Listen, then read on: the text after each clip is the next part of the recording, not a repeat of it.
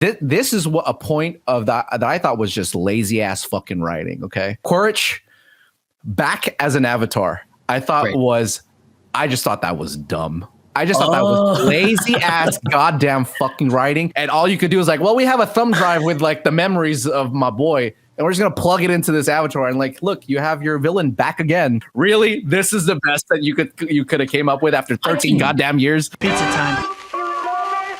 Pizza time. Pizza time. You late? Pizza time. Pizza time. Alex, my friend, how are you doing? Ed, I'm doing wonderful. Just absolutely wonderful. How are you? Good. I'm okay. I'm okay. Excited to talk about today. Yes. I'm okay right now because I still have yet to know how you feel about the big movie we're about to talk about. The biggest movie of the year, probably, maybe. Avatar: The Way of Water. Yes. As you know, Yes. Anybody watching already from the title, I'm sure we're going to put that this is our Way of Water review. Mm-hmm. And so I'm going to be good in a second. I'm going to be really good after I know what you think. Okay. Well, maybe you won't be. Maybe I won't be. I don't know. Yeah, I'm giddy. I'm giddy, man. Like I'm giddy too. Yeah, I'm giddy because we both know how sort of hyped we are for this movie, how long we've been talking about it, and how we feel about the first, and then how we thought about this one. Yes. And you already know a little bit about how I feel. Yes, that's been revealed to the public. Yes, on our TikToks, go follow. Hashtag. So I'm really, really excited, and we're gonna get there. But before that, before that, we must do some due diligence with our weekly news, just to take you through. And if you don't want to, we totally get it. You can go skip. We'll put it on YouTube. We'll go put the timestamp to go over to The Way of Water, and then maybe on the other socials too. But first of all, let's go through some news, shall we? Is that okay with you? Is that all right? We probably should. Okay, good. Because, a lot of news dropped this week, man. More news dropped yet again for DC. So we have a lot of DC to go through, but we'll try to do it as quick as possible because, it's just a lot of like sort of laundry whirlwind of like repeated things, just clarifications, but we got to talk about it because it is it's just fun at the same time too. And then we have a trailer to talk about really quickly. Spider-Man Across the Spider-Verse dropped. Yes. And that was quote unquote trailer, if that's what we're going to call it. Trailer. Yeah. I think we need to have a discussion a little bit more about what we're considering full official trailers versus teasers nowadays. I agree. There's a pandemic on that. Watch out. We've gotten skewed a little bit here, but I don't know, but just like the Barbie official trailer that dropped. And we're gonna spend an hour on that, right? Yeah. Whoa, yeah, that was great. Looked amazing. I mean, did you watch it though? The Barbie trailer? Yeah, did you watch it? It played before Avatar.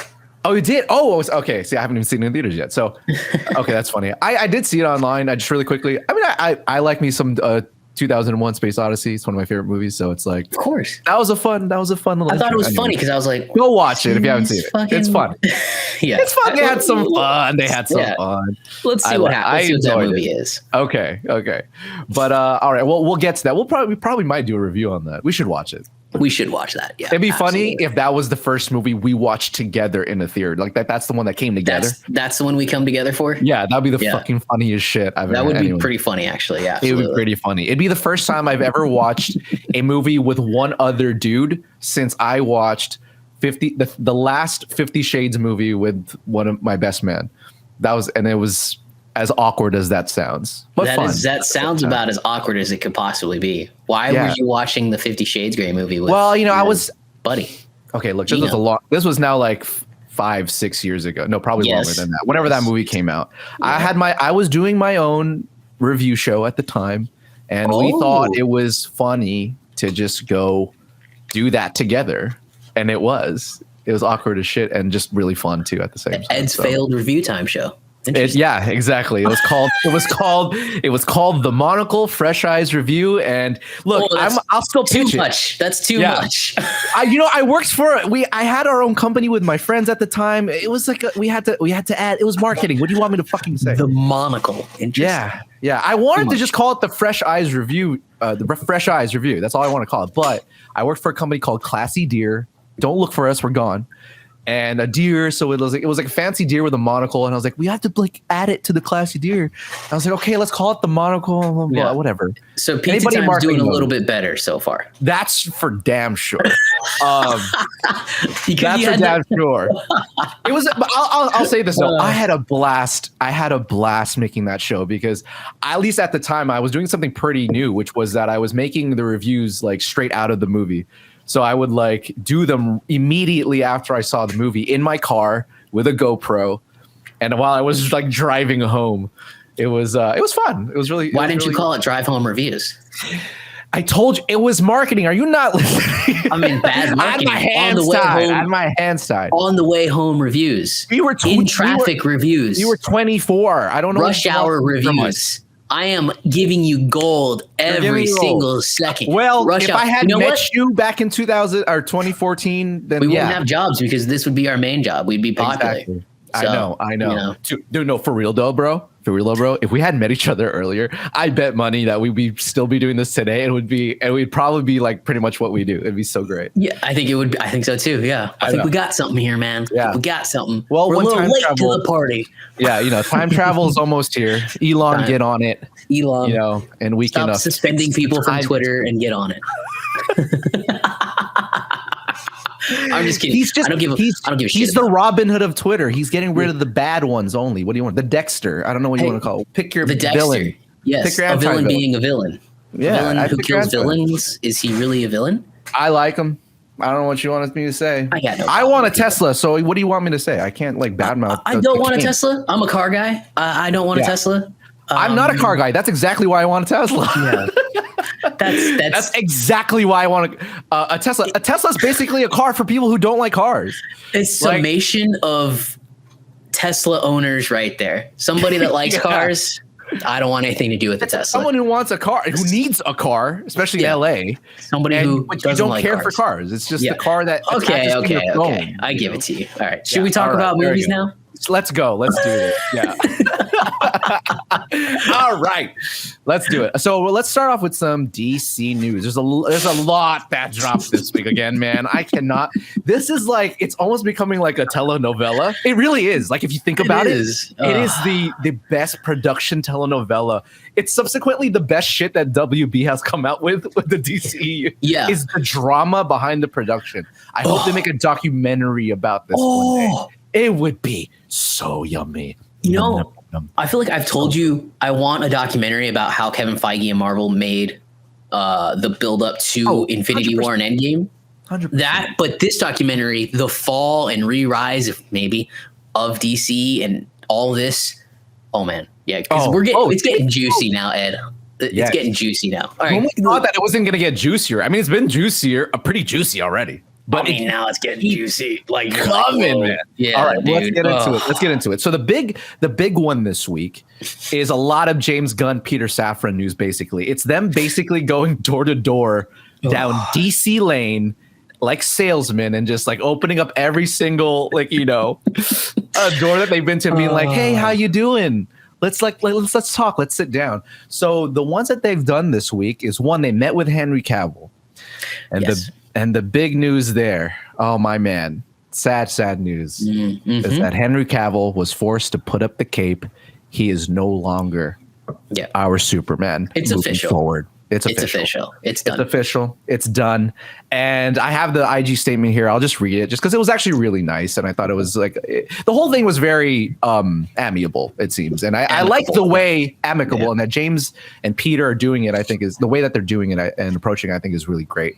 Yeah. And showing what true leaders like really, again, they're being like the Kevin Feige, right? There's suddenly there's a presence in this space where it seemingly was none. It was just like this arbitrary like ghost of a thing like pulling the strings for the DCEU, and now there's like a face or two faces, obviously. And so it's nice.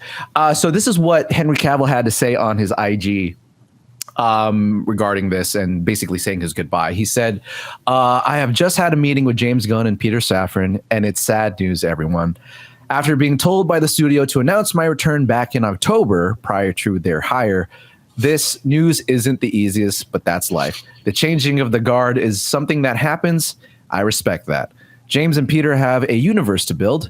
I wish them and all involved with the new universe the best of luck and the happiest of fortunes. So that's what Henry had to say. And so I think it is a pretty dour day. I don't think anybody saw that kind of coming, especially after we just saw him at the end of Black Adam. And again, what he was referring to in October, he said he was back, and so now he's just not. So his reintroduction has just been kind of pooped on. It continues this sort of like, okay, WB had a lot of things to fix, where they were just saying shit and whatever.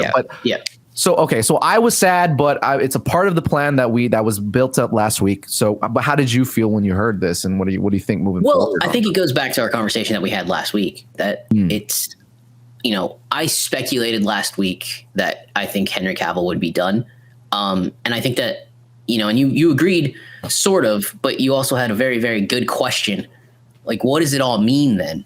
And like again. I think now we have a better picture of that. Yeah, now I know. It's a perfect summation of what DC has been since the get-go of, putting these movies out as, at a breakneck pace, and just like having disaster after disaster. Like, I know there's a lot of people who love Batman versus Superman, but that's a terrible movie. I know there's a lot of people that love Zack Snyder's Justice League, but I could never watch that movie again, and I won't ever care. Wonder Woman was good. Wonder Woman 84 did so much to hurt the stuff, and the best movies like Shazam don't get a lot of love. People don't talk about Shazam. They don't talk about the Suicide Squad. No. So for me, I am not surprised, but I am bummed. But I do think this starts to lead into the rumor that we were talking about last week. It's a full reboot.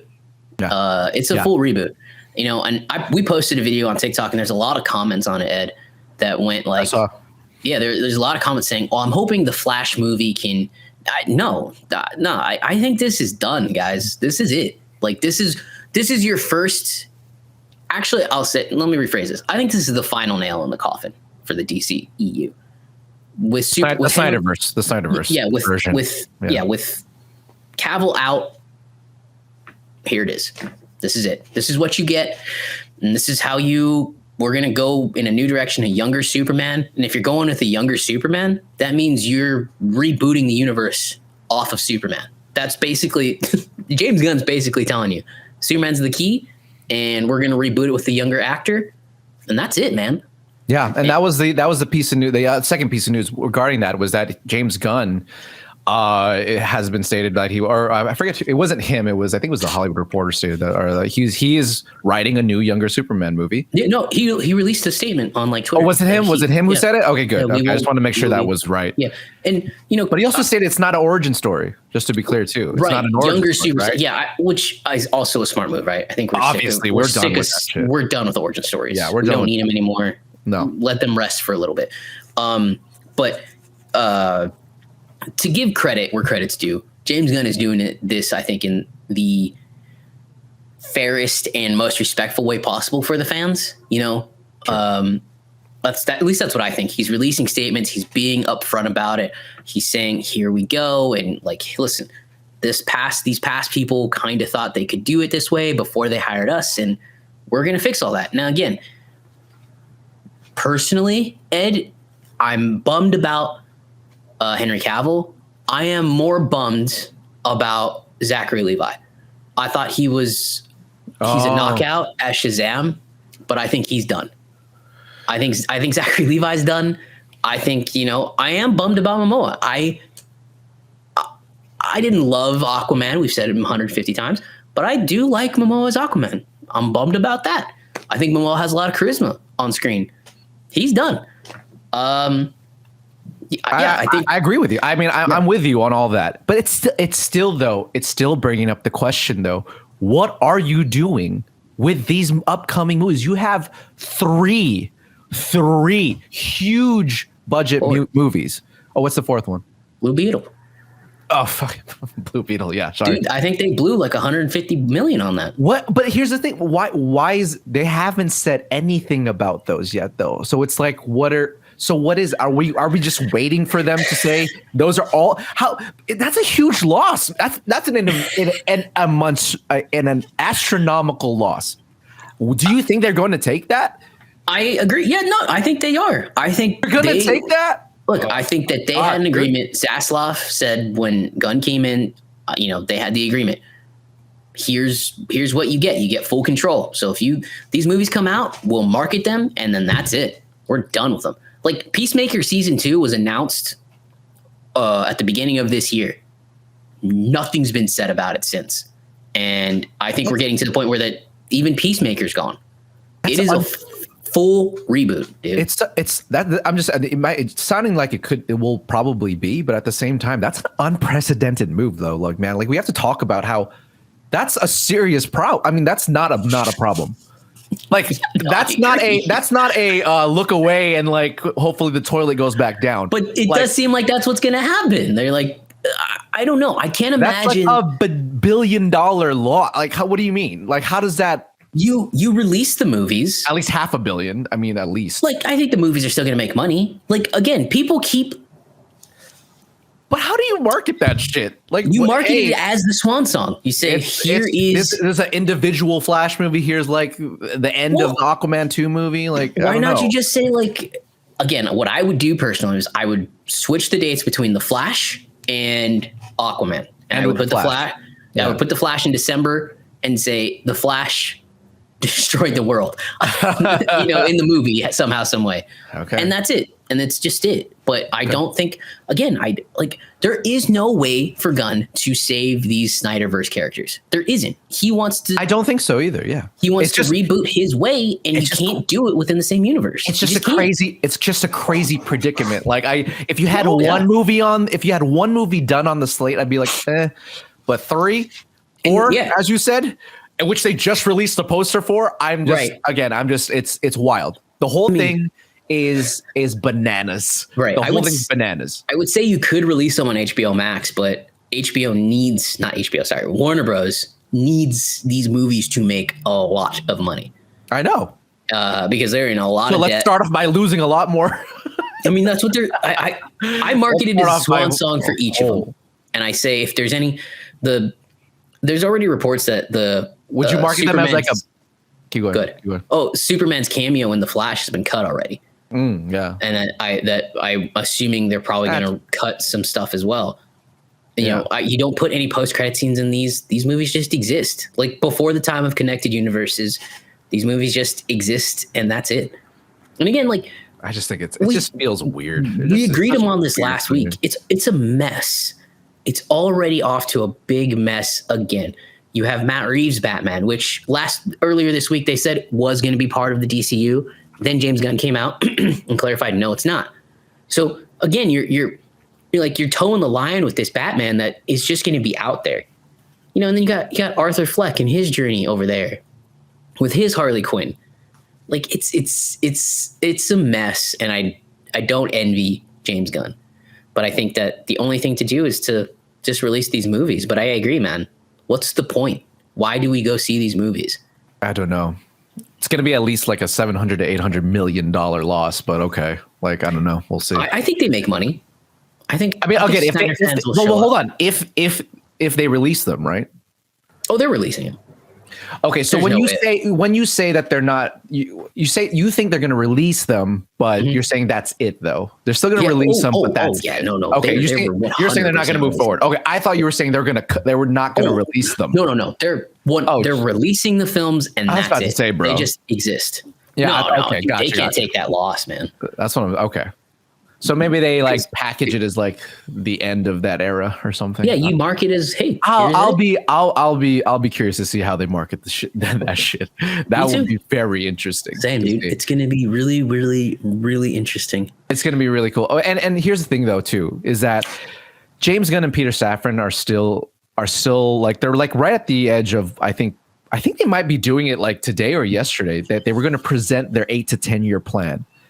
For the DC, so like officially. So it was only recently that they were actually even going to say. So I wouldn't be surprised if like within the next, either early next year, like after Christmas, that they finally like talk about it. I think I read that. In January we'll get an updated plan. There you go. Okay. We'll have an event and it'll be an updated plan. Yeah, they must. I would imagine so. I've heard reports that they're supposed to meet with the execs like very, very soon about that. So yeah, everybody in Hollywood, the next 2 weeks out here in California, everything's shut down. Getting anything done's a nightmare. So yeah, I think if they do, they're probably meeting today, and then they'll go and. Personally, I wouldn't release the 10-year plan. Actually, no, I take that back. I think it's a good idea to release the 10-year plan as soon as possible. Kind of jigger up the hope if you can. Get it going again. I still think it's a little early. Trigger happy to do a 10-year plan. I would think it would have been smart to, not to copy Marvel, but at least to give like the first phase or whatever they want to call it. But like, I think they should have went up to the first Justice League movie or something, whatever the team up movie is going to be. I think that would have been a better. We'll see. I don't know. They haven't done it yet. So, who knows? Maybe they will only announce up to that. Yeah. Again, they're just pitching the 10-year plan. To add more juiciness to the story, I did just see, I looked at my phone, The Rock has unfollowed WB and the Black Adam Instagram on all his socials. Oh, that was actually one of the things to talk about. Let's just quickly talk about that. So apparently earlier this week, there was a little bit of a very awkward hoopla between Dwayne Johnson and WB because there was a report that he had I don't know how else to put it. Lied. Cook the books. Yeah. Cook the books. Lied. Artificially inflated the success of Black Adam and its return, saying that they actually made money when in fact WB saying like, no, we lost actually, in fact, 100 million, Dwayne. So thank you, but we don't want to lie to keep inflating your own ego. So that's that. I don't know what to say. It is what it is. That's the thing. That Black Adam kind of came and went. No one kind of cares about it anymore anyways. That is like the perfect summation of it. It came and went in one ear, out the other. Nobody gave a shit about it. And this was like a pretty a good movie. I liked it. It was a fun movie. Yeah, it was a fun movie. I enjoyed it more than Thor: Love and Thunder. That's for sure. So hey, it's wild. It's wild that they're fighting publicly like that, and it just shows that the news that he's involved is the relationship's broken. But I also think they probably didn't talk to him about what they were going to do with James Gunn and Peter Safran either. No. That's probably what pissed him off more. Yeah, he probably thought he was like the pseudo Kevin Feige there. Exactly. And exactly. No. I think they promised him a little piece of the pie, a little larger piece of the pie than they were willing to say. Yeah. Before James, they set Gunn and Safran in, and he, I guess, is not. Yeah, so, of course, that movie didn't do that great. Like, you released it in October. Like, Venom did great, but like Venom has a big following. It's a big Spider-Man villain. I don't know. The movie just you kind of ate your own profits. You released it in October, a week before Wakanda Forever. What did you expect was going to happen? You said. I think WB helped set that movie up to fail. I don't think the movie was exceptional, but Dr. Fate was amazing in it, and so was Aldous Hodge and Hawkman. I would say it was exceptional in the sense that it's the first DCEU movie I cared about since like Shazam 1, and the Suicide Squad to a point. But to a point, like the Suicide Squad, everyone dies. Like, it was the first, exactly. But it was the first, it was the first time I was like, holy shit! Like, I like Dr. Fate, I like Hawkman, and like, here's the universe now, kind of. And I'm like, I'm down for this. Like, whatever you go from here, I might be kind of down with, unlike before. So also like, the Justice Society is kind of like this X-Men people, but you can pick a roster of heroes. That's kind of cool, man. You got something there, and now it's gone. Yeah, it's all gone. A little Burger King, have it your way kind of thing. I liked it. So, but that's gone. So whatever. Yeah. Anyways, so there's that. I bet money that goes no further than that. I think Dwayne moves on. He's, that's what he is. He's an efficient dude. He's got Red Notice 2. He's got other things. He's got some stupid Santa Claus movie that he's part of. He's got Jumanji 8 to work on. There's going to be stuff. He's going to make a surprise appearance in Fast and Furious 10. I'm just kidding. He's not. He's not going to do that, bro. It's done. He's going to go try and beg Kevin Feige to be a Marvel hero somehow. Here's what I know that Dwayne is just to touch on it shortly. That dude is going to make his own company. production company, 100%. He has his own production company. What is it? $7 Productions. Well, then I think that's his. I wonder if he's going to make that a thing. I wonder if he's going to try to catapult that, because he's not really pushing $7 Productions as much as he's trying to make sure that he's in bigger companies. Right. I think down the line he's going to have a vision of wanting to be a WB himself. Is all I'm saying. We'll see if that's $7 or something else. I could see that. That's just who he is, bro. Like he's a train and he's not stopping. And so I bet money that's what we're going to see. Kind of like similar to what's his face. The guy who just made his own goddamn humongous studio somewhere out in the middle of nowhere. What's his name? He made a bunch of like, I don't want to say it, but this is just to make sure I don't stay too long on this. The black guy, Medea. Medea. Oh, Tyler Perry. Tyler Perry. Thank you. Sorry. I didn't want to. I'm trying not to use race, but it was like, I need some help here. Tyler Perry. He'll be like a Tyler Perry for action movies. Yeah, he could be the Tyler Perry. I mean, his movies are popular, man. Yeah, there's a reason he's made a lot of money. It'll be there. Or it'll go the Adam Sandler route. One or the way. But we'll see. Yeah. Let's move on to the next piece of news really quickly. Just to continue yet again with the DC stuff. They met with Ben Affleck. Did you know this? You knew. I did not know that. Oh, okay. Why did they meet with Ben Affleck? So they met with Ben Affleck. This is a tweet from James Gunn himself. He goes, met with Ben yesterday precisely because he wants to direct and we want him to direct. We just have to find the right project.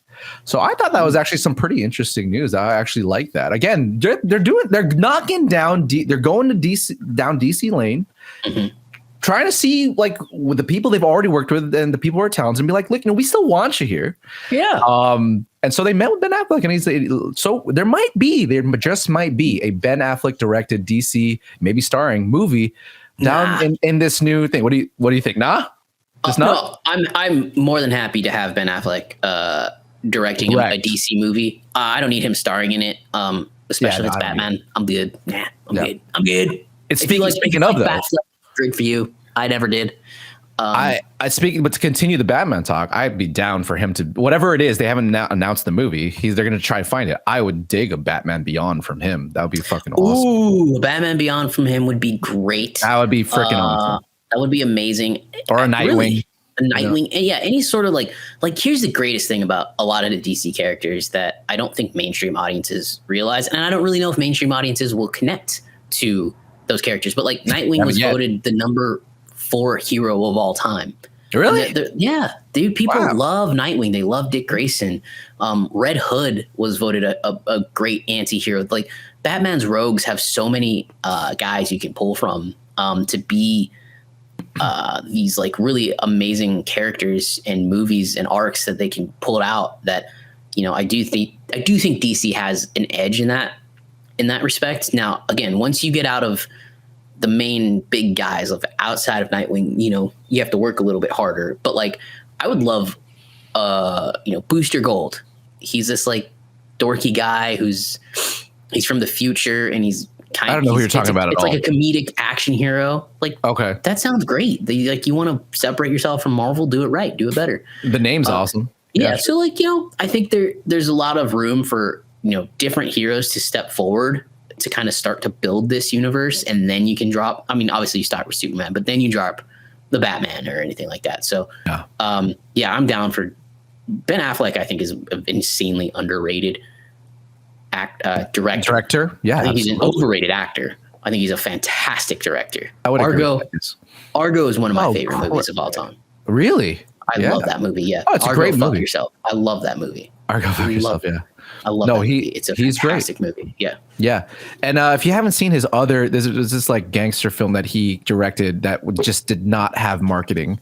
It's called Live by Night. I don't know if you watched Live by Night. I do not, but I remember the trailers for it. Was it good? Yeah. It's good. It's not a bad movie by any means. And it just goes to show that he really has an affliction for like that type of dark underbelly gangster sort of down dark city thing. Here's the thing. He's good at it. I think to connect this to the DC reboot, right? Most people would want him to direct a Batman movie. That seems like the obvious choice. right? Like, yes. But if you have that other Batman out in existence with Matt Reeves, how the hell do you separate it? Because if it's a dark underbelly story we've already seen that. We just saw it this year. It's one of the best movies this year. It's the best comic book movie this year, that's for sure. And it's not even close. So like, you have that over here.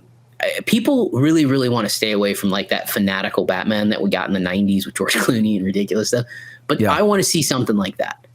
Like, something a little bit more light, where it's not so emo. Yeah, it's not so emo, but like also let Batman go beat the shit out of some guys like in an Arkham video game. Right. Well, but I mean, like, and that's the thing about that's the thing about Christopher Nolan's Batman is that they were dark, but what was great about his Christian Bale's performance is that like he brought charm and some levity into some scenes. Like there was some comedy to it. It wasn't just dour and sad. He was. That's a good point. Like even compare that to I'm sorry, who am I forgetting his name? The original, the first one. What was his name? Keaton's Batman. Keaton's Batman was pretty dark. Like that guy was not someone I don't think you'd wanted to necessarily hang out with. They've all kind of been dark. It's hard. I don't know. You know what I mean? So I'm saying like we've had a version of that. I would be down too, because I was thinking the same thing. I was like, we can't have just two brooding Batman that aren't connected. So it's kind of like you gotta like. Yeah, again, the tone has to be different somehow. Here's why this DC reboot is a mess. Like, you gotta wipe the slate clean, man. And I agree. I agree. Would I like to see more of Pattinson's Batman? Yeah, but like, would a better move to have a connected Batman be to recast the Batman and start new? Yes. James has stated that is not going to.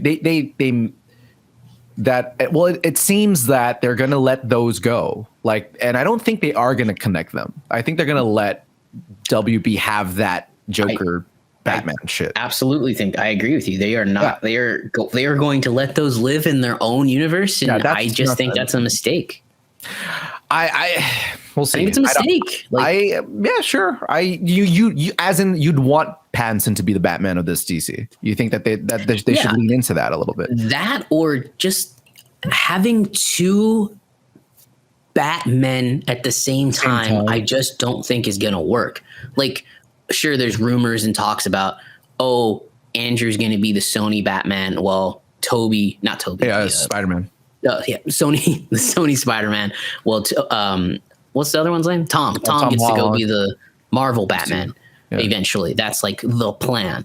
But that works because they are connected. We know they all do exist. Yeah. This is like, oh no, we're just going to completely ignore this for now. And maybe one day they do exist. But when you start like dropping multiversal shit into this Batman world in Matt Reeves, it's going to be so jarring that I think you're going to be like, I'm pulled out of it. Well, this is the thing. It's like, I think if they can keep it separate and they stick to their word, I'm fine with it. Like if they stick to it, I don't want none of that teasing shit. Like keep them in their universe and my brain won't explode.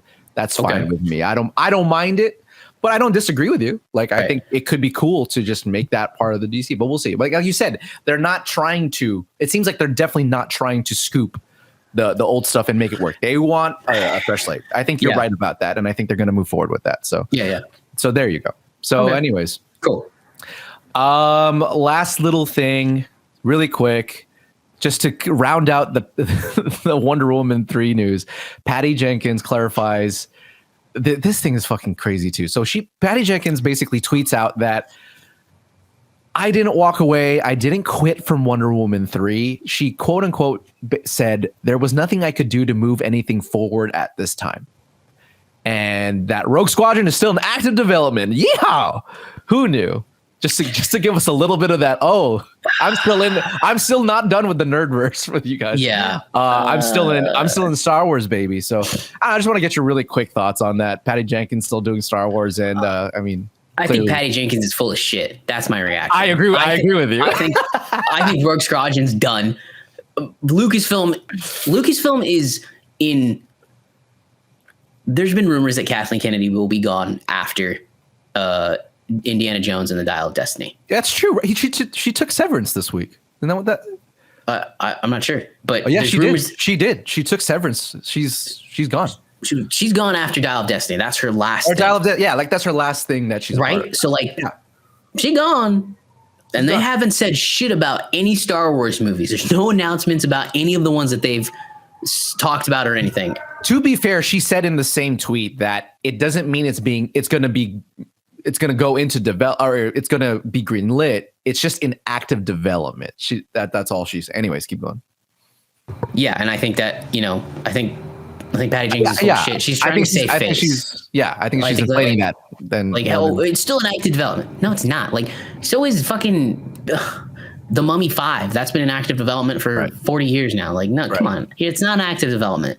We've heard nothing. We've heard nothing about that. And in her tweet, she says, well, it's because I had commitments to WW3 and they gave me the leeway to do that first and then come back to Rogue Squadron. And I'm like, WW2 didn't do great. We haven't heard anything about WW3 in a long time. So ever really, to be honest, they never said they were necessarily doing it.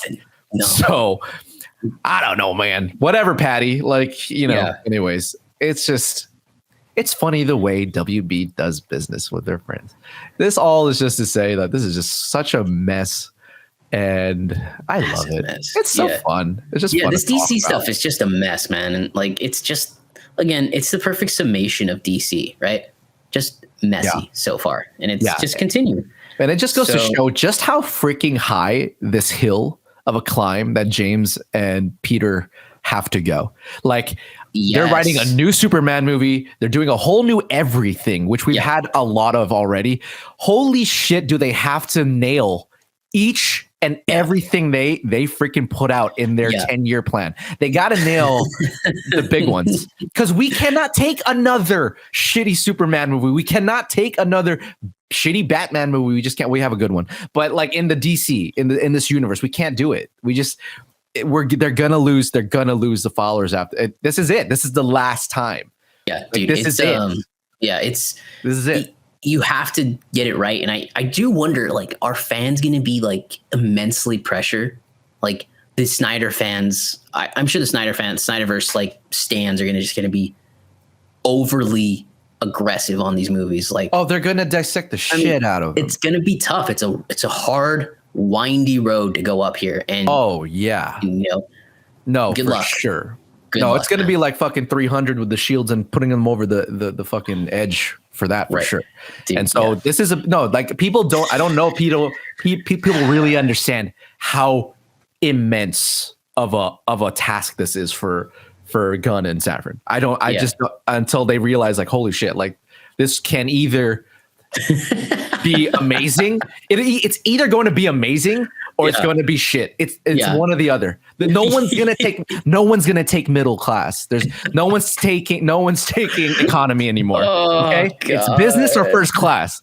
That's all we have now. Other than that, that's it. The airline's gone. So, all right. That's DC wrap it up again, just to go through that. And we actually went through all that in pretty quick succession. That was like only 30 minutes. Yeah.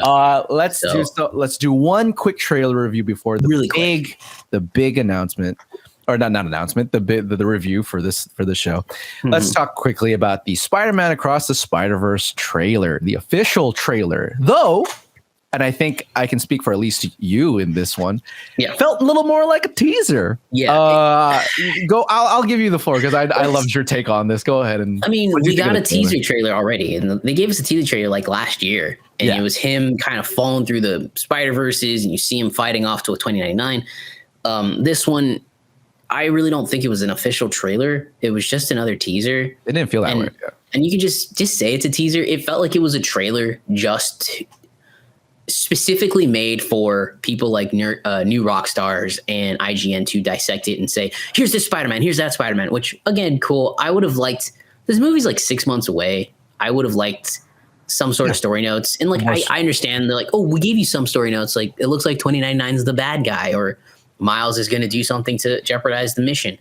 But again, it was just a conversation between him and his mom. And we spent like the first 90 seconds of this 2-minute trailer with him and his mom, and then reviewing events of the first film. And then it was like 30 seconds in very fast succession of a bunch of other shit. But look, I'm very excited for this movie. I think it's going to be fantastic. And that's it. But it was a disappointing official first trailer. It was a disappointing official first trailer. Like, again, first trailers this year have been insanely disappointing. Even Avatar. Yeah. I think. So go ahead. Yeah, no, I agree with you. I think we've had a bit of a pandemic of weak official first trailers. I feel like they're treating it more like how a company sends out titles to people and not really meaning a lot of things. It's just Hey, you're a senior producer now. Yeah, exactly. The same shit I did yesterday. By the way, here's your other senior producer. Wait, what? Huh? Yeah, okay. Yeah, I agree with you. At the same time, I think at least in the second half of the trailer, it was all new. So at least I was scared. You were right. In the beginning, I'm like, "What, dude? What the fuck? This is just the same shit we saw in the first one." I'm like, "What is going on?"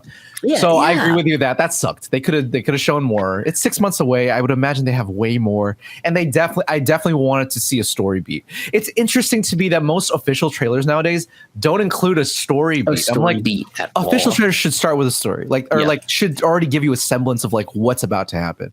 And it doesn't do that. That being said, they gave us a lot to chew on. Like you said, the whole, trailer reacts crowd had a lot to chew. We saw a lot of new Spider-Man on here. The 2099, though, I'll say that the 2099 one, when he's like chasing after him, I was like, this is dope. I'm like, oh, I can't wait. Oh, yeah.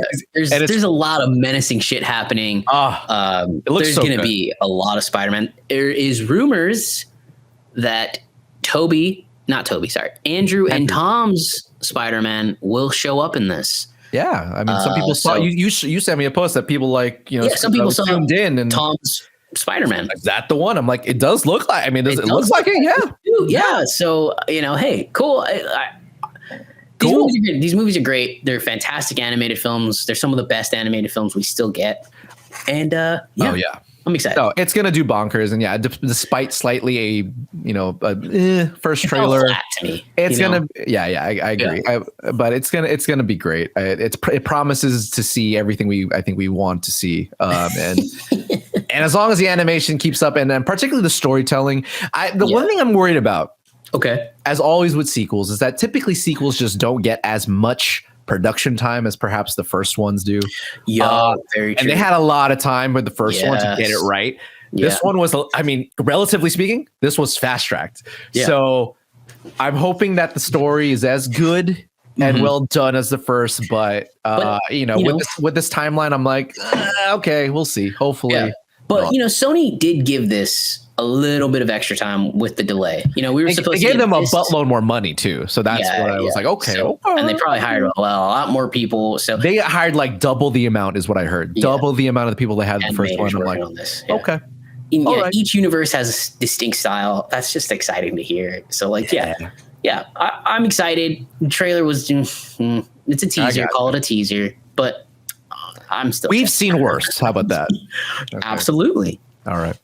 All right. All right. So that wraps up the news for this week, and it's time to head into game time, baby.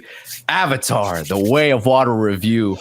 Let's do it. Let's get into it. I'm ready to hear what you thought. Before that, okay. I'll do a little bit of an intro. Avatar: The Way of Water. It's been 13 years since the first one came out. It's been in development since then.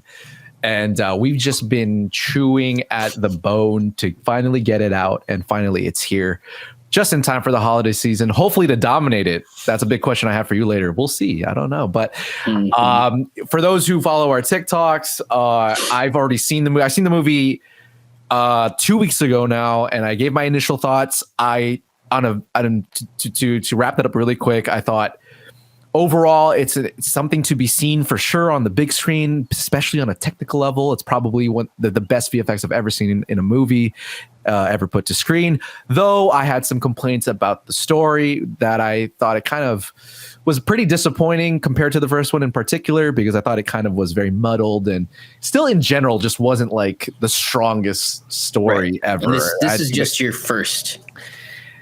And this is just my first thoughts. I also want to reveal that I actually have seen it again. I saw it twice, and I have some new thoughts about the film, which I will give after I lay out the red carpet for my friend Alex. Alex, I need to know what you thought of Avatar: The Way of Water. I don't know anything. I told you to shut the fuck up after your screening, because I want to hear it for the first time here. And so please adorn me with what you thought of Way of Water. Ed, I loved this movie. I loved it more than I thought I was gonna love it. I went into it after hearing your first review. I refreshed my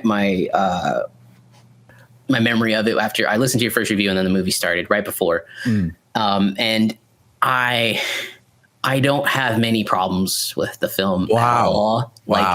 I think this is the perfect sequel to Avatar in terms of it's been 13 years. I understand the complaint. Oh, it's just the movie kind of retreaded. The first movie kind of retreaded a little bit. I would say yes. Yeah. Obviously. I'm okay with that. Not a bad thing. It's been 13 years. You need to retread a little bit. You need to reintroduce these characters. You need to show why Jake and Neytiri love each other so much. You need to show the family they built. It's a visual spectacle. Yes. It's insane. I mean, James Cameron, holy hell, dude. Absolutely just impressive. My mouth was open in some of these underwater scenes. I'm like, oh my God, this is insane. The action scenes are really cool. The fighting is cool. I'm glad we got to see a little bit more of the a little more hand-to-hand combat with the Na'vi. That was super cool. The new tribe was very like a welcome addition. Outsiders learning their ways. Yeah, I loved it. I don't know if I watch it again, I'll drop a little bit more on it. But wait, did you say you don't know if you'll watch it again? No. I don't. If when I watch it again, I'll drop it a little bit. Like maybe I'll say, oh, the story isn't as good. But again, I can overlook the same as the first one. I can overlook the story a little bit just because I don't really. At the end of the day, you can simplify any story in any movie down to its most simple basics, and they'd all be the same. Yeah, that's look, I'm sorry. Like trying to be truly original in storytelling anymore isn't all that original. Like a foreigner goes in, learns the ways, and does it better. Isn't that exactly what a lot of movies Ram does in RRR? Doesn't he go learn the British ways, does it better, all to his benefit? Yeah, no, there's a quote that goes around in screenwriting that says, when you distill it down, there's really only three, really distill it down. There's really only three basic stories to tell. You can really trace it all down to these three stories. And I'm like, I didn't read them, so I can't tell you what they are. But that goes around, and I wouldn't think that. I would think that's true. Yeah. So yeah, I loved it. It was such a fun cinematic experience in a theater. It made me feel the way Top Gun Maverick made me feel, the ups, the downs. I think it has some good emotional beats. Before we go too far in, I want to know what you thought on your second viewing. Okay. Yeah. All right. To jump off of what you said. Well, first of all, I'm glad you loved it, as you said, even more than you thought. I love that. I love it when people say, I love it when people say they like the movie. It makes me feel good, even if I didn't like a movie. I just like it. People win when they like a movie. I never understand. I never understood the people that get pissed off just because they didn't like a movie and someone else did. It's like, what's your problem? You lost, they won. So why don't you just be happy for them? What the fuck? Why are you so mad? Why are you so happy, bro? Yeah, exactly. Gosh, why have a good time? I agree asshole. With you. Yeah, fuck them. So fuck you. If you're one of those people, go rethink your life, because that's just me. So I'm glad you loved it. And again, I didn't hate it. I obviously really liked it too. But I will say this. On my second viewing of the film, you felt the time. I felt the story buckle even more than the first time. I think what happened the first time was obviously all of it was new, so I was open to it all, and so I was full wide awake. The second time though, I'm not, and I'm sorry, but I did fall asleep. And this time I even saw it earlier, and I ate, so I wasn't tired or anything, but I found myself falling asleep around the part, no spoilers, but it's not a spoiler. It's like when he like meets the whale, whatever that thing is, I forget the name, sorry. But like that whale part, and then like towards that area. And it's the part of the first time I saw it, I was thinking, okay, I'm having a little bit of problem with the narrative here. I just don't think the narrative really isn't that great. You said it yourself. It's not like amazing. It doesn't have to be. And you're right. I agree with you. It doesn't have to be. That being said, I think that the story really buckles in what it was trying to do was be a little bit more complex, right? It's trying to tell this story about this family rather than this man in the first one, right? It's the main story in the first one was Jake, right, and it's Terry. Like eventually, it's just like these two, but it was very simple. That's what I loved about the first one is that it was original, it was unoriginal, but it was simple. You just had to cheer for him. You had to cheer for him and his tribe, and like the goal was simple. This time, I felt like the story was very muddled because, in the beginning, they set up like, it's also simple. Let's kill Jake. Fine. I'm cool with that. Yeah, okay, fine. Right. Then it kind of shifts to like, well, now this is like a family story where it's like a family moved to a new house, a new place, a new area, and they're fish out of water, almost literally. And they go through the troubles of like, well, a new place, and I gotta, growing up. Obviously, like the brothers need to like deal with like bullies, and this girl has like epilepsy, or I don't know. She's like a hippie, whatever. And then you have the side story with Spider, and the thing about that is that there's a lot more pieces at play, and quite frankly, none of them are that strong, and I don't think they end strong either. And so that's where my brain starts to kind of like, I'm a little bored. Because I don't feel like any of those individual beats that you are telling us should be interesting are really that interesting. And so I fell asleep. Yeah. But so that makes me go, do I think this movie's amazing? On a narrative level, no. And I don't know if I would care to see it as much as I would the first one over and over again. That being said, dude, I can't like the visuals are insane. Like, again, it's the visuals of the movie are the best I've ever seen. And I love oogling at them. I love like my jewels just slipping every time you see those. God, that's the opening shots, dude, with the ships coming in and like, holy shit, bro. Blowing like up the world. It's insane. I just caned my pants and I'm like, that's awesome. But I will say the narrative to me was actually less interesting this time around, and I probably couldn't stand. I started feeling the 3-hour runtime, and I don't know if I could go through a whole viewing of it in multiple subsequent viewings. So that's my thing. I agree with you. I don't think the narrative is as strong as the first one, but I'm glad your like critique isn't like, I've read a lot of critiques where people just come in and like they're saying, oh, it's another white man saving the day. He's going to go and do it better than this. And I'm like, I think you got to like separate yourself a little bit from that kind of stuff when you're reviewing movies, first of all. And the movie they love to mention is Prey. Watch this Native American woman, doesn't need a white man's help. And I'm like, yeah, but in this, it's more true to actual indigenous people than it would be in Prey. Like the woman wouldn't do that in Prey. Right. So I'm glad that's not your critique, because that's absolutely not the bigger critique. Is that really? God damn. Yeah, I've seen a lot of it. I mean, I can't say I'm surprised by modern audiences, but like James Cameron gets colonialism wrong again. No, I'm talking on a straight filmmaking level. I'm not going to talk about. I'll let you know. So I can agree with you. There are too many new characters. Like I think we don't need Spider's story. No, it would have been more riveting if he did turn bad. Definitely. Yeah. And maybe they're setting that up. Maybe because, Neytiri tries to kill him. And I was like, damn, I don't know, man. There's only like 5 more movies down the line. Yeah. I'm sure they could be setting that up then. They probably are. Let me say one more thing about here's the thing that really bothers me about the story. Mm-hmm. Straight up. And this, are we going to spoilers a little bit or what? Go ahead. Okay, a little spoiler alert. If you don't want to hear like a main plot point in the story, like turn away now. But this is what a point of that I thought was just lazy ass fucking writing. Okay, and that is the reason that we have fucking Quaritch back as an avatar. I just thought that was dumb. I just thought that was lazy ass goddamn fucking writing.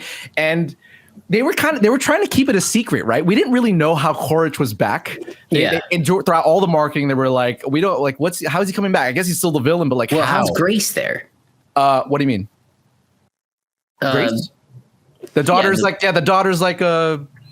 Wow, or I forgot how they explained that off. They didn't really explain it. That's what I'm saying. Like all that beginning stuff right there with like how I'm like, yeah, I'll have 13 years to explain this, and all you could do is like, well, we have a thumb drive with like the memories of my boy, and we're just gonna plug it into this avatar, and like, look, you have your villain back again. Yeah, and that's where I'm like, okay, I was like, okay, like, really, this is the best that you could have came up with after 13 goddamn years. I can agree with that. It happened so quick in the opening like 20 minutes of the movie that I was like, I completely forgot that's how they explained it. The first like 10 minutes is pretty fast, and they do that purposely because like if you sit down and think of it, I'm like, wait, what? Yeah, like they just they move through it. I mean, essentially, I think it's eventually for some sort of arc, a redemption arc or something like that. That's why Quaritch is back. But it also leads to the whole point that it is half recycled. It is the story. Like it's literally Jake versus Quaritch again. It's Avatar 1.5. Yeah, that's what it is. Exactly. And I'm okay with that. And again, I'm okay with that from the mindset that like. It's been 13 years, Ed. You and I. But I have the same thing. There's a whole generation of kids that have never watched Avatar and don't ever plan on watching Avatar. But if they go watch this, they get their recap, they get their villain, and they go through it. And you set it up to start going into the next one.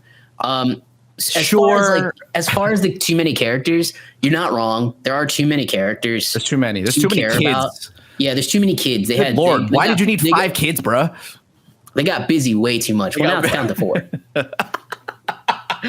You're right. But hey, at the rate of these motherfuckers, they'll have another one by the next movie. So don't worry about it, I guess. Well, he's replaced by Spider, though. He says it at the end of the movie. He's like, I gained a new son or whatever. Oh, you're right. He did say that. Am I lagging? Oh, no, you're back. You're back. Fuck. There you go. That's fine. Yeah. Oh, I'm back. That's weird. That's okay. Keep going. Anyway, so, I guess he gained back Spider at the end of it, right? But I can look past. You pass it. Yeah. Okay. I give it a pass just because look, the visuals are good. The action's really good. I got hyped when the whale came up and jumped on it. And I was let's fucking go. Dude, and then the battle stared. I was like, come on, let's go. I didn't think Jake was going to die. I was like, oh fuck, they're going to kill Jake too. Holy shit. Which would have been sad. But I guess Jake now is the leader. He's going to lead the full revolution to protect them. Sure. Look, I do think, they're there for resources, but they're also there to colonize the world. I kind of liked that. I was like, oh, that's actually a good reason for humans to come back. It's not just the whales. It is. Again, I see this is one of those things where it's like you're giving them the pass, but I don't, just because for the same reason though, is that like, well, first of all, we've seen better from James Cameron, even on a narrative standpoint. And I just think like he was clearly too busy with getting the VFX right, which like, God bless him again, like fine. I'm okay with that. Right. But if you want to ask me on a film, like as a film, as a whole, like, did I enjoy, like, is it good? I can't say it's good. And I can't say I enjoyed it because I just think they could have definitely done a little better. I mean, I just think they could have done just a little bit more to make the story somewhat more interesting than that. I mean, come on. I know. I don't know. Yeah, I get it. I think so. I don't know. What's going to be interesting about this world? What do you give? I don't know. I'm not a writer, but I'm just saying, like, I've heard. So we've had way more interesting story. Like, it's just so plain. Like it's just so bland. Like we have seen this story. Oh, like that's what's surprising to me is that they tried to make it more interesting by making it more complex, and yet it happens to still feel so bland. I'm like, okay, like that's where I get disappointed. I'm like, these are the best in the business. It's just like I don't know how. It maybe was a choice. I mean, again, like the first one. Like, could have been better. Maybe James Cameron can't do sequels. Maybe that's the thing. That's not true. What are you talking about? He makes like the best sequels of all time. T2, Aliens. That's pretty much it. There's no other sequel. Wait, he's never done any of the sequels. Two of the greatest sequels of all time. T2 was his own sequel. Aliens wasn't. Aliens was his first. Yeah. So like T2 was arguably harder. I don't know, to take it from someone else and make it like that. True. So, but yeah, no, I do agree on the character point. Again, going back to it, yeah, there are way too many fucking characters. I 100% agree. I don't remember the kids' names. I don't remember the kid's name that died. It would have been more effective if you killed the kid you focused on. Yeah, you're right. What the fuck was his name? I have all the kids' names up here. Yeah. I remember the runt who's Took. Yeah, because that was so easy to remember. And another one's like Kiri. Who she, by the way, she was my favorite character. I really liked Kiri. Sigourney Weaver's character. Yeah. I thought she had the most interesting prospect, because like this idea of like, well, she also was this character who, much like the brother, who basically became the pseudo main character. Like she had the same thing of like being left out, being ostracized, and not ostracized, but like being the odd one out, the kind of ugly duckling, the weird one. But she had this, like, she has this with the lore with her. They grew the lore with her, because she's like, but I feel like the earth. I feel the like god, whatever the name is. She's like Weya. Yeah, and she's like control, like she's like being kind of Aquaman, like controlling the character. I'm like, that's cool, like that's dope. Like, what's going on here? Again, I think this suffers from the typical sequel thing. Too many things in too many things dropped in it to set up the rest of it. And look, T2, he wasn't worried about T3. He was just worried about T2. No. Oh yeah, he was. This movie, he's worried about Avatar 3, Avatar 4. The people who have read the Avatar 4 scripts. It's the only script he's gotten back from executives with 0 notes. He sent the script in. Yeah. Okay. They said Avatar 3 is great, but Avatar 4, boom, insane.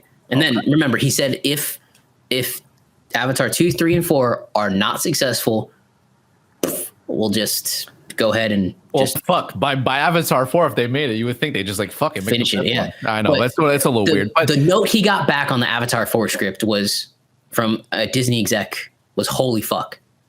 That was a, quote unquote the note. Everybody's read it. They're saying don't drop this yet. This is buckle up, because this is gonna get into a full on fantasy battle like you've never seen on a sci-fi level. So like, I trust it. No, I agree too. Like, and again, I don't disagree with you. I never got bored with the story, but again, I haven't seen it twice. You have. Yeah. I'm also not as busy as you. I just don't think true. You're right. You're right about that.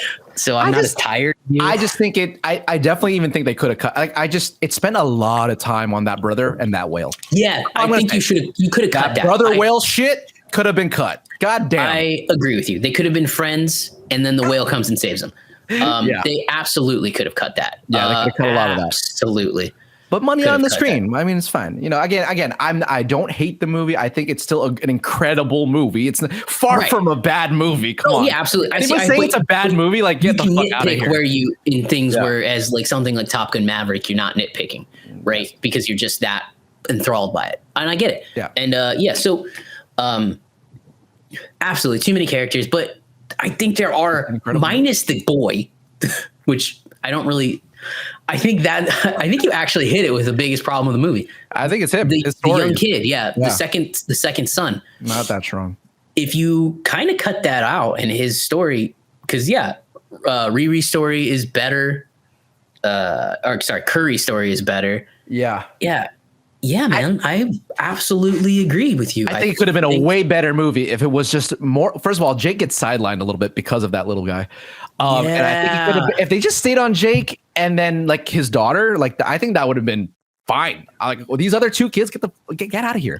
I agree. If Jake and his daughter and they grew that, I'm in like, holy shit, what the fuck's happening here? It would have been more successful if you killed the second son, Loke. If Loke died, yes. If he's the one that goes, it's way, way, way more successful. Well, yeah, because the first kid, he's barely got screen time compared to everybody else. And when he dies, I'm like, okay. I mean, I don't care so much, really. I get it. It sucks for everybody. But I didn't really know this kid was even here half the time. I was like, okay, I don't know. He's always there kind of saving the day for his little brother. Yeah. The amount of time the amount of kids they chose, I'm like, okay, wow. Okay. Yeah. And then they still had time for the little girl, the girl. I was like, what? Yeah. Why? This is too many. It's too many. They'll all have a part going forward, but I think they did enough good stuff with a couple of the young kids to okay, now I'm in. Now I care. Yeah. Again, I love Curie. I think she'll be cool. I want to see what happens with her, and I do like the spider father thing. That was a really interesting. I mean, yeah. At first, I thought that was it sounded kind of dumb. Like he had a kid in between. Whatever. Okay, but then you kind of like how they set it up was interesting though. Like he's a kid who wants to be a Na'vi and who has his father who is like literally their Hitler. Yeah, like, exactly. But it's his father, and I'm just like, yeah. I mean, that's tough, man. I get it. That's tough. Super tough. So, I think they just cut out a little of the fat. This could have been definitely a better story, even if it was going to be this bland. I think it could have been just like the first one, at least easier to follow. This was just a little harder to like. I'm gonna make it was like, okay, here we got to follow this guy. All right, let's keep going. I'm gonna make a comparison here that you may not agree with. If you cut out a little fat of True Lies, would it not be a better movie? Oh, I know. True Lies is like 2 hours and 45 minutes. If you cut out a little bit of the fat of True Lies, I think you got a much better movie. I don't think True Lies is like the best movie ever, and so I agree with you. But people love True Lies. But if you cut out, like, if somebody's there to edit James Cameron, maybe things are better. It is way too long. It's way too long. It is. Yeah. Again, I didn't feel the length. I will go see it a second time, and then I'll let you know if I felt the length. Okay. I did the second time. I'll say that. But yeah, I don't know how you can go see this movie. And again, Ed's not saying it's bad. No, I don't know. You cannot go see this movie and be felt like, oh man, I was just treated to something special, because the audience score is currently 95. Oh, it's high as shit, man. It's like 94, 95. Yeah, 95%, dude. It's high. Like, it's higher than the first one. So bonkers up there, dude. Yeah. I think and this is what people need to get back to theaters, like big epics like this that are too long. Yeah. Well, again, here's the thing: it does right, and what you say the most right, and it's like Top Gun Maverick.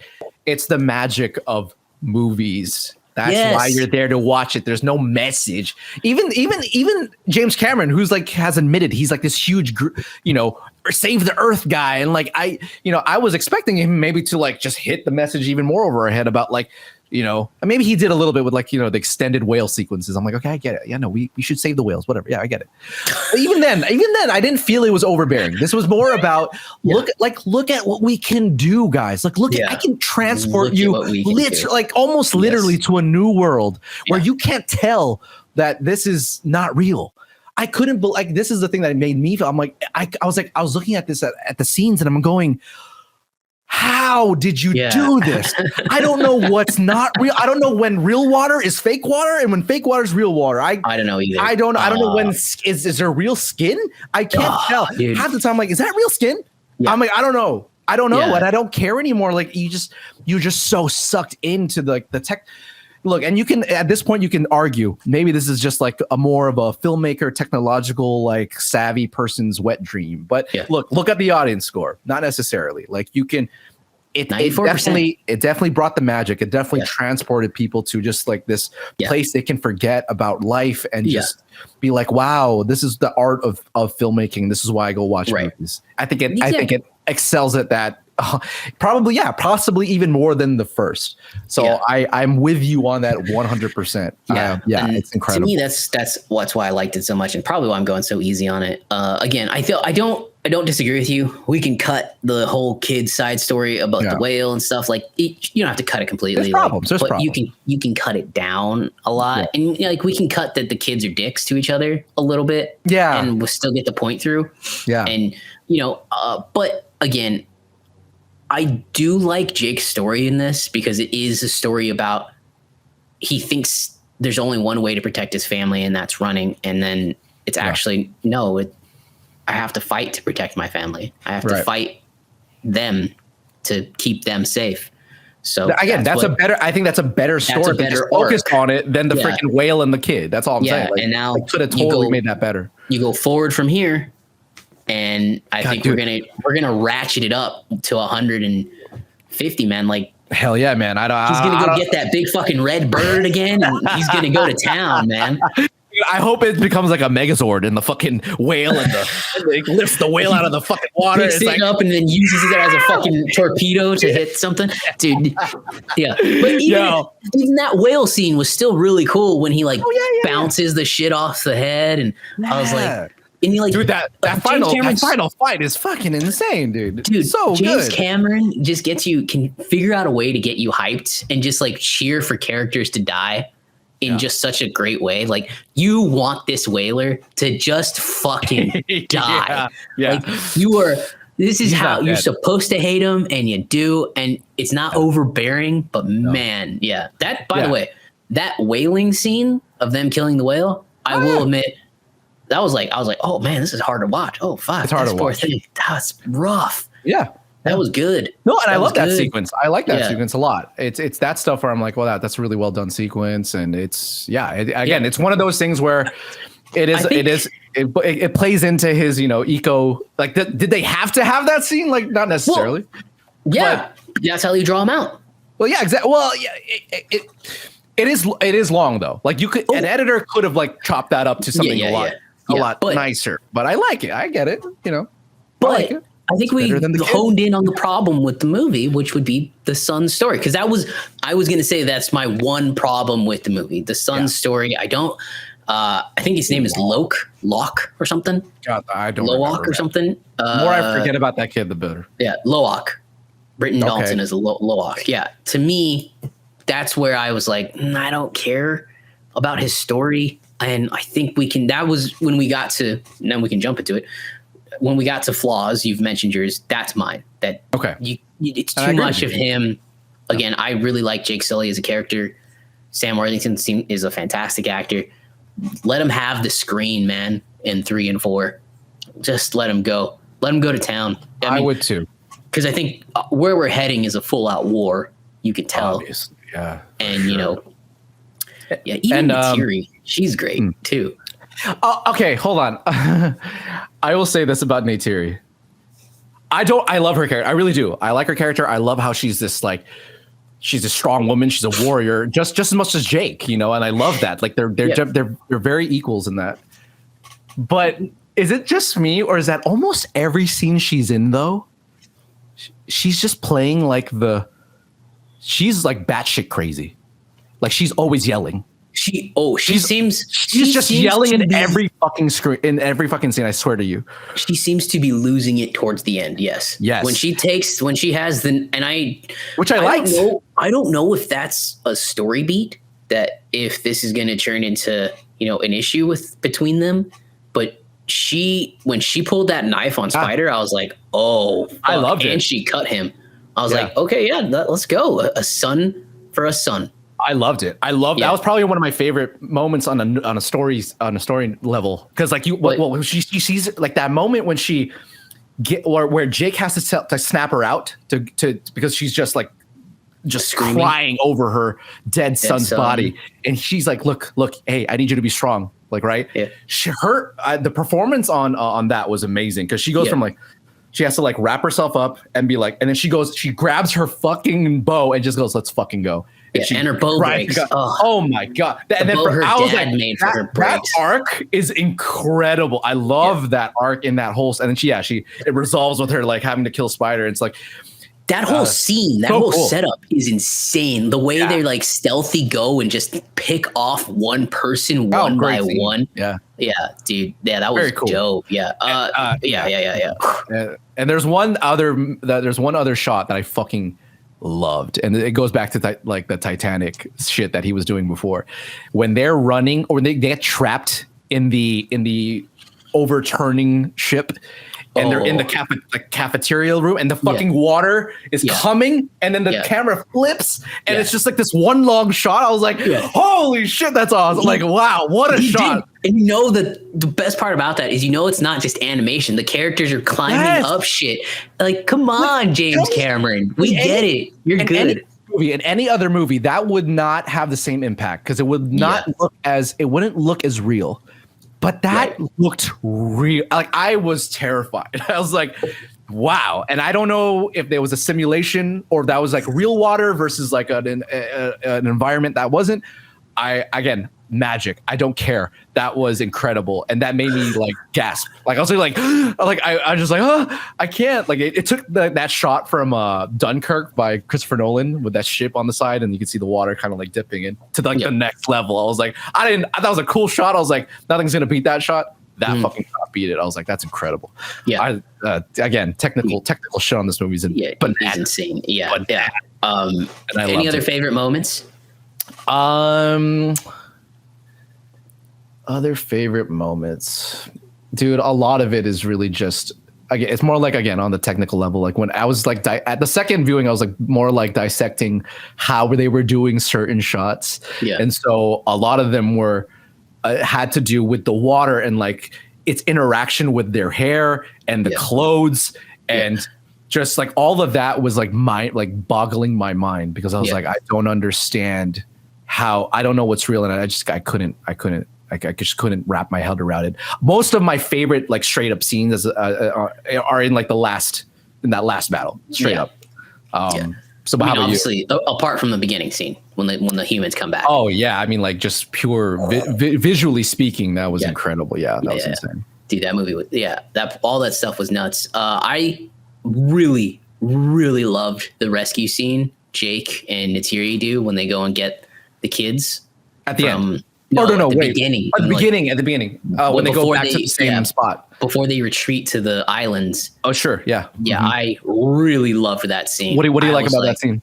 It felt almost Rambo-esque, the way Jake and Neytiri were kind of picking him off in the rain. Yeah. And her fucking bow is just so, like, the way the sound design works and it hits the guys, you're just like, oh, fuck. I mean, dude, if you want to keep going, then sound design, holy shit, man. Yeah. Dude, I would say that the score, even still from the first one, not one of my favorites. Still, honestly, not like I thought the score could be better. The score could have absolutely been better. I completely be nominated, but it's fine. It's fine. It doesn't take me out of the movie. No, completely fine. Completely it's fine. It's fine. It's But the sound design, wow, incredible. 100% agree with you, bro. The score could be a little bit better. But man, oh man, I tell you that. There are so many scenes where I think maybe even when I was maybe getting a little bored, that'll pull me back in. Like, I got a little bit bored with him meeting the whale. And then they went and had that like really fun adventure under the water. And I was like, well, that's actually kind of cool. Yeah. Yeah. And then, the scene when they go rescue the kids, that was super cool. When she has her seizure underwater, I was like, fuck, that's kind of cool. And then I was like, no, that's how they're going to find them. And then, there was just so many moments within the movie that kind of pulled me back in, where I'm like, hell yeah. And then like when Jake, I don't know if I've ever been more hyped in a movie, in the first movie, when he gives his speech about, I can't remember his name, but you tell them that I sent you to go get him and we're going to go fight them. Oh yeah, sure. After he captures a big bird and they all kind of come around him. They're like, oh my God, let's go. That's still a great scene. Yeah. I love that. But like even just this slight moment, because you have what was his name? Stephen Lang's character? Quaritch. I forget his name. I forget his first name. Quaritch is saying, I'm never going to stop fighting you. I'm never going to stop hunting you till you're dead.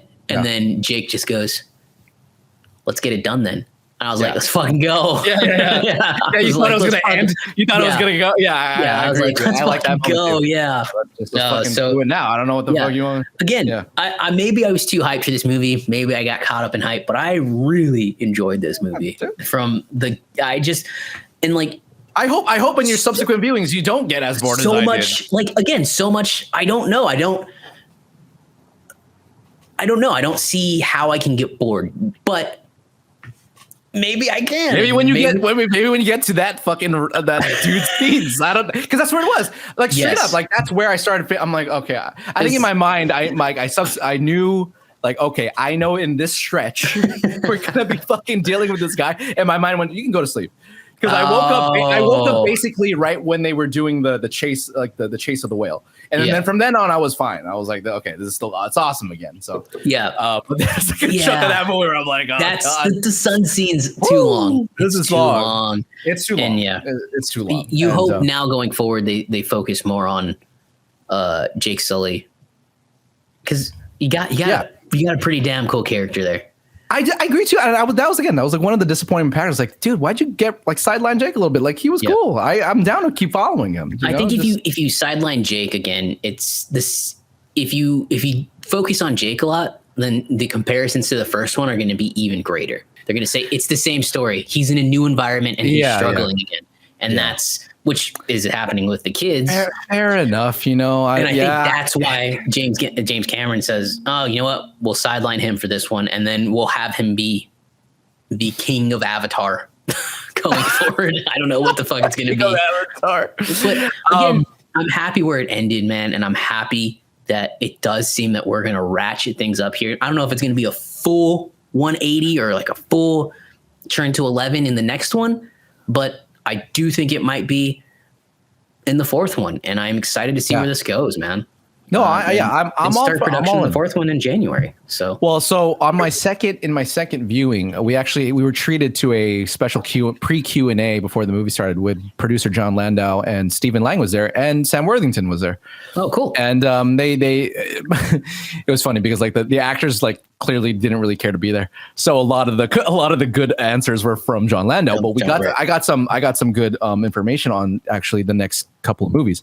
So Avatar 3 is basically done. Like it has they've shot like 95% of it. They have like 5% to go, but it's basically pretty much there. Like we can count on it coming in on time on the next December. So that's cool. And then Avatar 4, they've shot the first act already. So fuck. That's where they're at.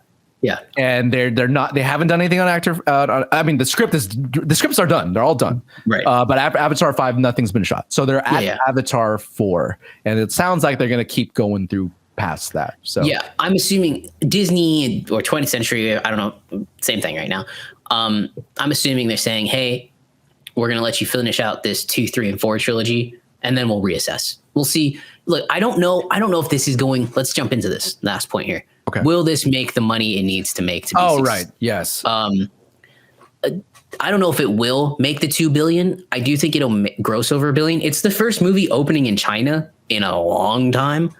But again, I don't know if the trailers and all the stuff have done enough to get people back into their seats. But I will stick by this. I do think it's a perfectly fine spot for this kickoff to start again. 13. It's basically 13 years after the first one. We're gonna retread the first one a little bit, and there you go. Look, if the audience score on this movie has anything to say about anything, it's a lot higher than I thought. To be honest, considering that the audience score for the first movie over 13 years now is 82%, which matches the critic score. So not that that's low, but like this is a lot higher. Like 94% compared to 82 is a significant jump in audience interest. So I mean, personally, just because obviously I have my problems with it, and I don't know if a lot of people will have that to say again, where it's like, well, it's Avatar 1. And, clearly there's been a good amount of people who don't like Avatar 1 either. I don't know. Yeah.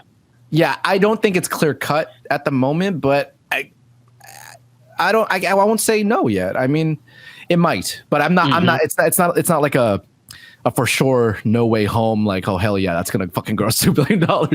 I didn't think No Way Home was gonna gross as much as it did. Really? No. Oh, after I saw the movie, dude, I was like, oh hell yeah. It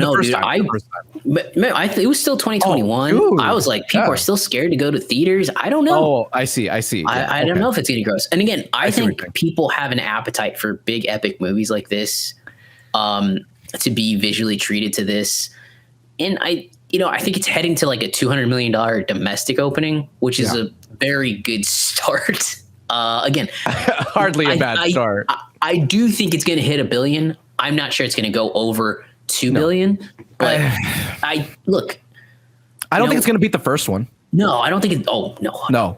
That's definitely not going to beat the first one. Of all time. I don't think it's going to beat Endgame. No, that's what I think. Yeah, I think it's gonna. I think it craps out at like 1.5 billion. Could it be Titanic? I don't think so. Isn't that like 1.8? It's yeah. I see. I'm feeling the same way. There's something about this. Is I'm like, I don't think it can. That's just such a high freaking hill, man. It's just, I don't think so. I don't think it doesn't have that same momentum of like I feel about it yet. Is it flawed? Yes. Even though Ed didn't like it, you shouldn't take that as like even though he had concerns with it, doesn't mean he didn't like the film. Absolutely not. Right? I mean, yeah, absolutely. It's I did not to mention that. Yes. So I really like the movie. Yeah, same. Yeah. So I mean, look, again, we both loved it. I have problems with it. I fell asleep, but I still would watch it again. I really would. Just probably fall asleep in the same spot every single time. So I hope you go enjoy it. I hope it makes its money back. But that's Avatar: The Way of Water, and can't wait for the next one. So, all right, guys, I think that's a nice place to stop for today for this episode, and we'll see you on the. Oh, wait. Are we doing an episode next week? Next week's Christmas. Are we seeing people next year or next year? So we're gonna do something. Let's do 2. We'll see you next year. Or we might see you before Christmas. We don't know yet. Sounds good. Okay. With some Babylon reviews. I don't know. Oh, are you going to watch Babylon? No. Fucker. Okay. Are you? Should we? Well, yeah. Okay. Speaking of Babylon, really quick. You know why I'm going to go see it? Probably. You have a screening. No, because Mr. Scott Mantz likes the movie a lot. And if there's anybody who knows who's a huge La La Land fan like me, it's Scott Mantz. Okay. So if he says he's seen it 3 times and he says he loves it, so I'm gonna at least give it that 3 times. Yeah, he gets screeners, but I guess he wanted to really watch it 3 times. He likes it, so I'm gonna give it a shot. And it's my boy. I'm not gonna not go see it. Right. At the same time, like, I don't know, if you want to do an episode where I talk about Babylon and you haven't seen it and you talk about something else, then fine. But we'll figure it out. We'll figure it out. We'll figure it out. If not, we'll see you guys next year. Thanks for an amazing year. Thank you. Yes, thank you guys so much for an amazing year. Follow us on TikTok. We're on Spotify. We got to keep doing this, by the way. We forget to do this. We're on Spotify. We're on Apple, and we're on YouTube. Yes. TikTok's fun though. TikTok's fun. Yeah. Sure. Leave your comments. Come on down. Bye.